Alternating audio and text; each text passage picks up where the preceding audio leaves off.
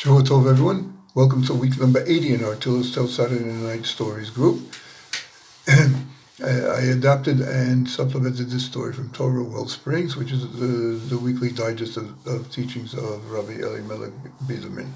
I titled the story The Tsfat Ticket to Success. Rabbi Avram Dov Auerbach was a Rebbe in Europe, the Avritcher Rebbe, for 40 years, and then for the last 10 years of his life in Tsfat, where he was followed by all of the local Hasidim and highly respected by everybody else. His great work, which he titled Ayin, was written while he still lived in Europe, but he refused to allow it to be printed until he would be in the Holy Land, in Eretz Israel, because he wanted the manuscript to be revised under the pure, holy air here. And of course, no air in Tsfat is purer than the air in Tsfat. No air in Israel is purer than the air here in Tsfat. So says the Zohar. I added that last part. In 1840, just some months before his death on the 12th of Kislev in that same year, he met with Rabbi Moses Montefiore, who was the great philanthropist, who was very taken by the Rebbe, and it was a result of that meeting that was born really the first Jewish agricultural settlement in Israel. The Avritcher Rebbe, Rav Dov, who was very, like all the great tzaddikim, the holy leaders of the Jewish people down through the ages, was totally devoted to helping his fellow Jews. And when in 1840 there was a terrible plague in Tsfat and many people were dying without cease, so he basically offered his life. He said that he would soon die, and when he did, that would be the end of the plague. And that's what happened. He passed away, the plague stopped. Interestingly, he seems available and able to help his beloved Jews even after that, especially on the time, the occasion of his yahrtzeit each year, as I said, on the 12th of Kislev.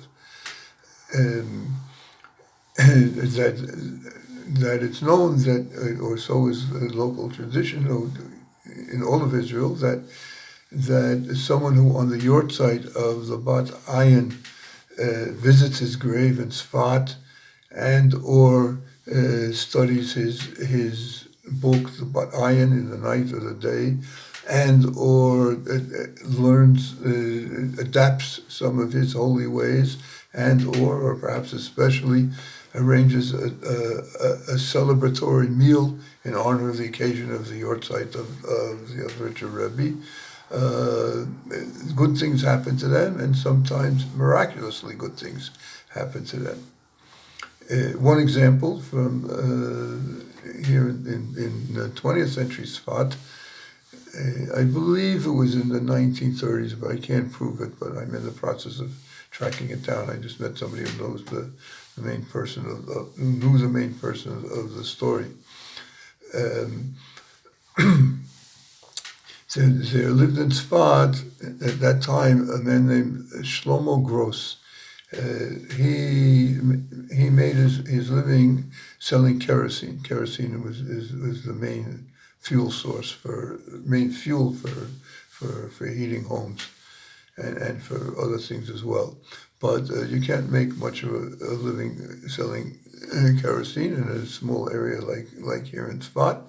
So he barely managed to have an income, but things were always very tight. One year it was even more tight and more desperate than usual, where he felt desperate. And on the eve of the 12th of Kislev, the yahrtzeit, he went down to the burial place of the Avritcher Rebbe, and he read the entire book of Tehillim there, book of Psalms, all 150 of them.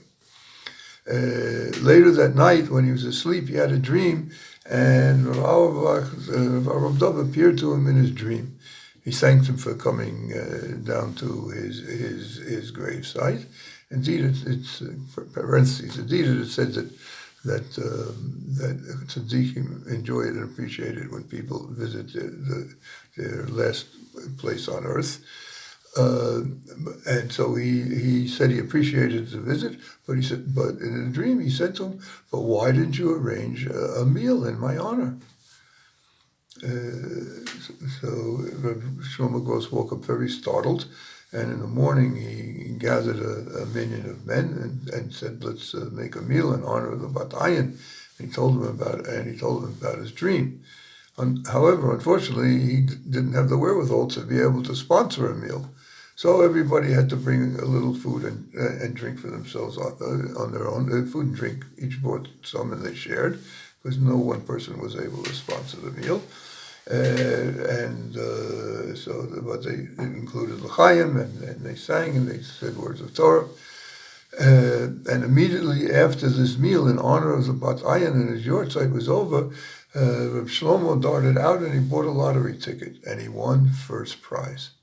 And it was a considerable amount of money, and he donated a significant portion of it to the Beit Avraham Yeshiva, to the Slonim Yeshiva in Jerusalem, where the largest gathering of Slonim and Hasidim were.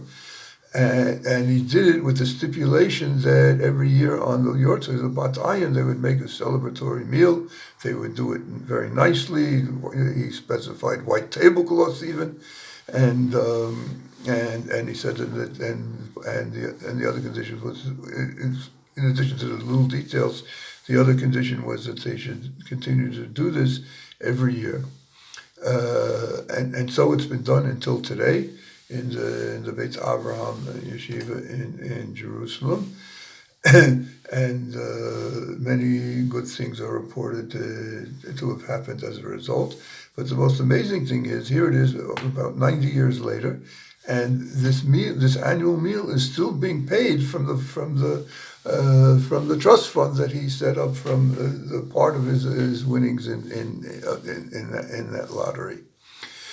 Here also in Tsfat, every year on the eve of the 12th of Kislev, that is when the night Jewish date begins after sunset. So there's a large turnout at the synagogue of the Avritcher, the Bat Ayin Shul, and there's a large turnout and a massive and a big meal is set out and a large number of people singing words of Torah, etc. And I am looking forward to participating this year as well on 2 nights from now, on Monday night, the 12th of Kislev.